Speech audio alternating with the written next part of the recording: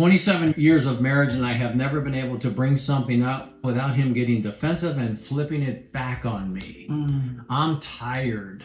At this point, is there actually a way to change the dynamic that's been stuck for this long? Absolutely, there is a way to change the dynamic that has been stuck for this long. And what's happened when you say this long, as we've grown accustomed to a pattern that continuously plays out.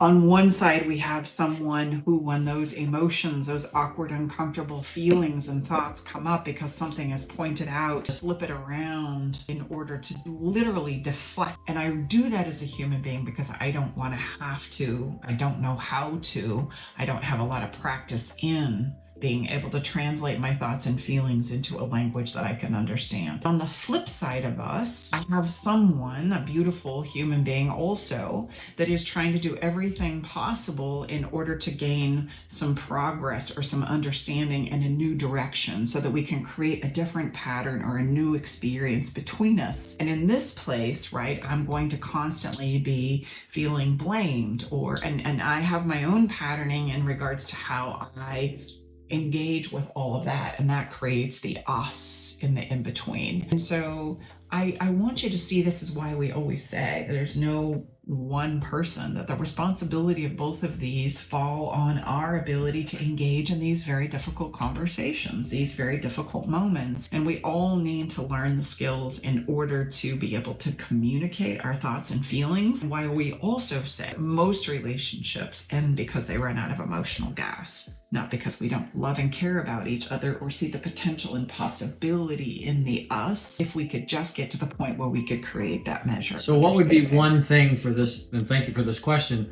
when we're feeling like we're reverting back to our habits we've had, in place for 27 years, what could be one thing that he or she could do when they feel themselves slipping back?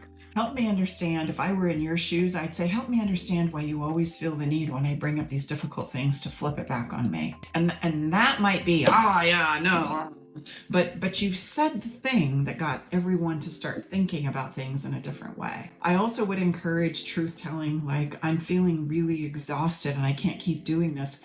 We've got to learn some better ways to create the understanding between us because we're running out of emotional gas. Like, as hard as that would be to say, those are absolute truths that need to be said.